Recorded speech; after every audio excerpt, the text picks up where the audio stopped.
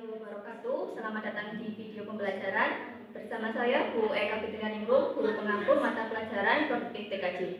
Sebelum kita memulai pembelajaran pada hari ini, ada baiknya kita berdoa terlebih dahulu. Berdoa dipersilakan. Doa selesai. Hari ini kita akan membahas tentang materi dasar desain grafis, yaitu tentang unsur-unsur desain grafis. Materinya silakan disimak berikut ini. Baik, kita mulai. Kali ini kita akan membahas materi tentang unsur-unsur tata letak pada mata pelajaran dasar desain grafis kelas 10. Oke, langsung saja simak pembahasannya sampai selesai. Perpaduan beberapa unsur-unsur yang mempunyai karakteristik dan perbedaan unsur serta dimensi yang disusun dalam sebuah tata letak terstruktur dalam sebuah media dapat memiliki sebuah makna tersendiri. Hasil karya tersebut dapat melahirkan sebuah desain yang berkarakter khusus sehingga memancing kesan tersendiri bagi para pencinta seni. Dalam menciptakan karya grafis harus memperhatikan beberapa hal, diantaranya adalah 1. Tujuan desain tersebut dibuat untuk siapa? 2. Memiliki tujuan apa dan bagaimanakah mempublikasikannya? Apakah dengan menggunakan internet, spanduk, baliho, atau yang lainnya. Untuk membuat sebuah desain grafis yang enak dipandang mata, ada 6 unsur yang kita gunakan, yaitu yang pertama, garis atau line, 2. Bentuk atau shape, 3. Ilustrasi atau gambar, 4. Warna atau color, 5. Teks atau tipografi, dan yang keenam, ruang atau space. Baik, yang pertama, unsur tata letak yang pertama adalah garis. Garis merupakan unsur dasar dalam sebuah bentuk desain. Unsur garis adalah unsur yang merupakan titik atau poin yang terhubung dengan titik atau poin lainnya, sehingga yang nantinya akan membentuk sebuah bentuk yang lain. Dan macam-macam garis ini dapat kita lihat pada gambar. Terdapat garis mendatar, garis tegak, garis miring atau yang biasa disebut garis diagonal, ada garis lengkung, garis bersilangan, garis sejajar, garis zigzag, garis spiral, dan garis gelombang.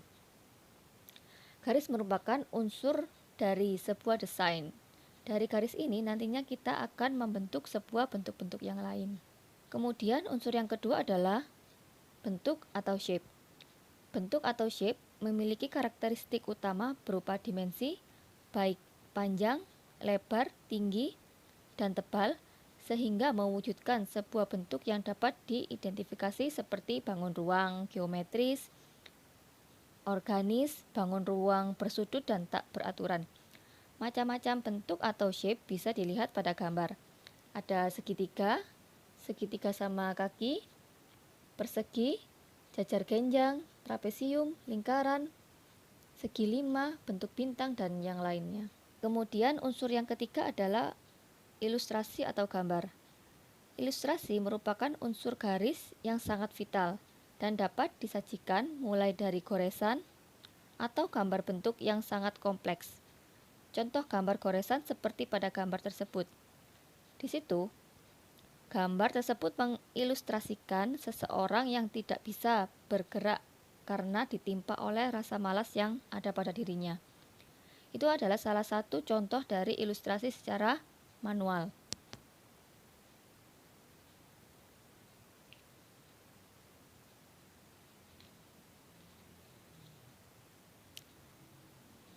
Nah, karena kita membahas ilustrasi secara manual, sebenarnya pembuatan ilustrasi pada gambar terdapat 2 metode, yaitu yang pertama secara manual, yaitu dengan menggunakan peralatan tangan sederhana seperti ballpoint, pensil, kuas, airbrush, spidol, dan alat pewarna lainnya.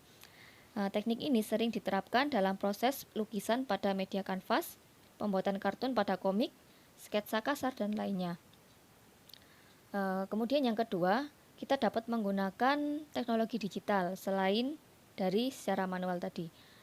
Dengan menggunakan teknologi digital, proses desain ilustrasi dapat menggunakan peralatan komputer dengan dukungan software khusus. Pengambilan gambar dapat menggunakan file dari hasil jepretan kamera, camcorder, smartphone, atau berdasarkan olahan komputer. Nah, dari jenis olahan teknologi digital tadi dapat dibedakan menjadi dua jenis, yaitu ilustrasi dalam bentuk image dengan format bitmap atau titik-titik, dan ilustrasi dalam bentuk image dengan format vektor atau garis. Kemudian, unsur tata letak yang keempat adalah warna atau color.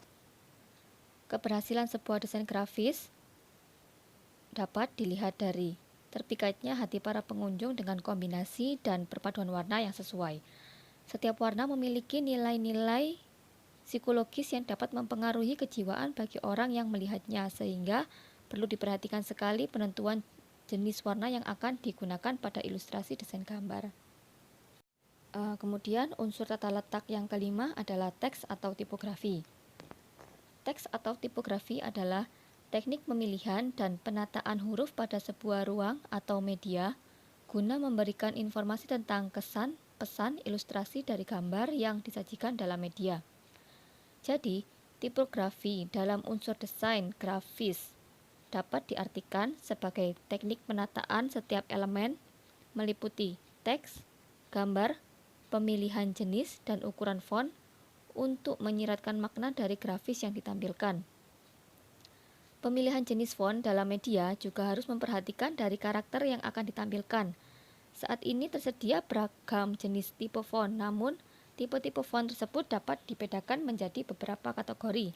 Di antaranya ada tipe serif, tipe sans serif, tipe script, tipe monospace, tipe dekoratif.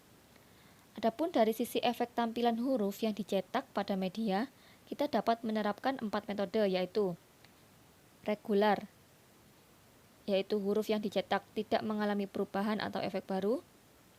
Kedua, bold, huruf akan dicetak tebal. Ketiga, italic, huruf akan dicetak miring. Dan terakhir, bold italic atau huruf akan dicetak tebal dan miring. Ketika merancang sebuah desain grafis, sebagai contoh poster, kita harus memperhatikan beberapa unsur utama yang harus kita penuhi, antara lain sebagai berikut. Harus terdapat judul, subjudul, konten, dan logo atau simbol.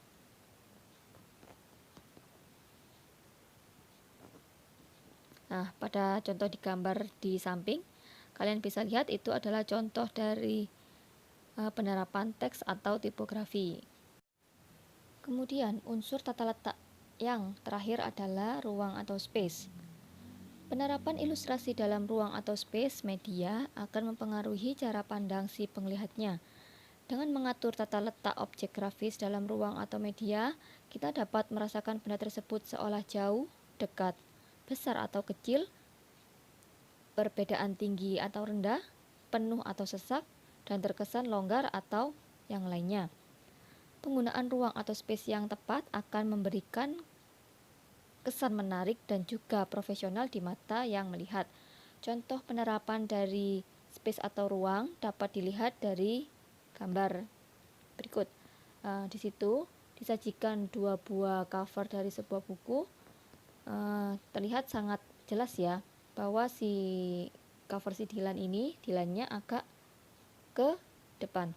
Jadi di situ kita dapat merasakan bahwa si Dilan ini lebih depan daripada si motornya, seperti itu. Oke, itu saja mungkin tentang pembahasan unsur-unsur tata letak dalam desain grafis yang perlu saya sampaikan. Kedepannya kita akan membahas lebih mendalam. Terima kasih dan tetap semangat. Sekian video pembelajaran dari saya, semoga bisa dipahami dan bermanfaat. Terima kasih. Wassalamualaikum warahmatullahi wabarakatuh.